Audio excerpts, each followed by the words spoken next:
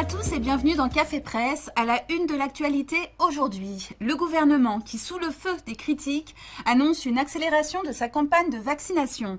Le livre choc de Camille Kouchner, la fille de l'humanitaire et ancien ministre Bernard Kouchner. Et enfin, le journal L'Équipe qui siffle la fin de la domination masculine dans le foot français.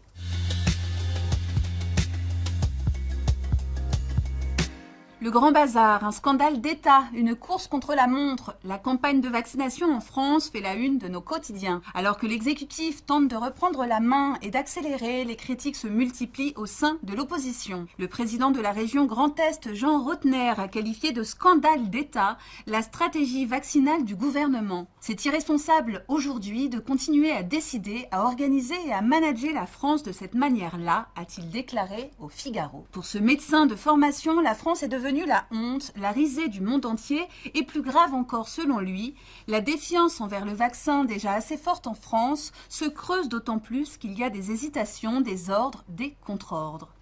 Plus ou moins le même son de cloche chez Xavier Bertrand qui témoigne de sa colère dans les colonnes du Parisien. Le président des Hauts-de-France déplore une faute gravissime commise par le président. Dans cette interview accordée au quotidien, l'ancien ministre déplore un manque de transparence. On nous noie dans les chiffres, mais moi, président de région, je ne sais absolument pas de combien de doses les EHPAD et hôpitaux des Hauts-de-France vont bénéficier. On nous dit que les soignants de plus de 50 ans peuvent être vaccinés, mais ceux qui ont appelé lundi pour savoir où n'ont pas eu d'informations. Face à ce défilé de critiques, Emmanuel Macron a tenté lundi de reprendre la main en convoquant une réunion en urgence. D'humeur ombrageuse selon les dires d'un des participants, il n'a pas caché sa colère lors de cette entrevue de plus de 3 heures.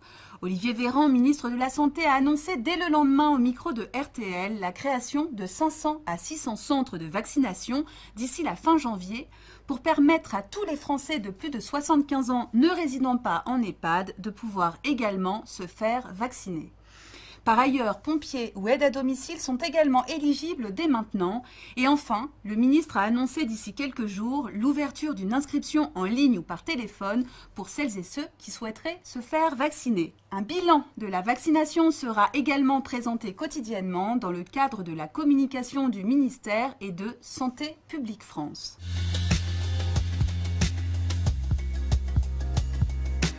Un autre ministre de la Santé est également au cœur de l'actualité. L'ancien ministre Bernard Kouchner, dont la fille Camille révèle au sein d'un livre autobiographique un lourd secret de famille. Dans la Familia Grande, la fille de Bernard Kouchner et de la politologue universitaire et féministe Evelyne Pizier raconte que son frère jumeau aurait été abusé sexuellement par son beau-père pendant plusieurs années de son adolescence. Et ce beau-père est tout sauf un anonyme, puisqu'il s'agit du politologue Olivier Duhamel, fils du ministre Jacques Duhamel sous Georges Pompidou. Pendant plusieurs années, elle garde le silence comme elle l'a promis à son frère, qui refuse alors que cela se sache. Ce n'est que 20 ans plus tard que les jumeaux décident de prévenir leur grand frère, puis leur mère.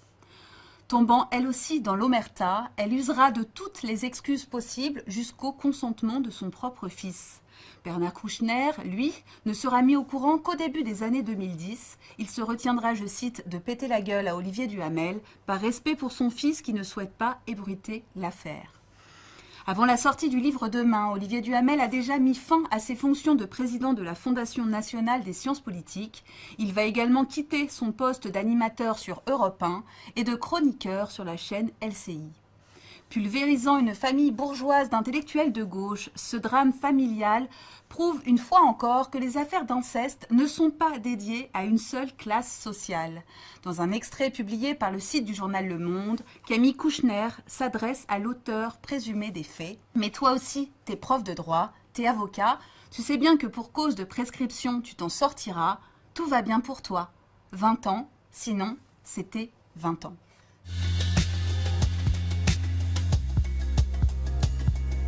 Et on referme ce Café Presse sur une bonne nouvelle à la une de L'Équipe. Sur la première marche du podium des 30 qui font le foot français, une femme, Stéphanie Frappard, 37 ans, première femme à arbitrer un match de Ligue 2 puis de Ligue 1 et de Ligue des Champions.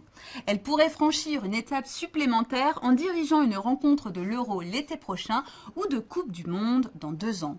En 2021, on peut se dire qu'il était temps qu'une femme accède aux pelouses professionnelles, mais comme on dit aussi, mieux vaut tard que jamais. Alors réjouissons-nous et espérons que l'an prochain, sur 30 personnalités déterminantes du football français, les femmes seront plus que 3. Bonne journée à tous et à demain.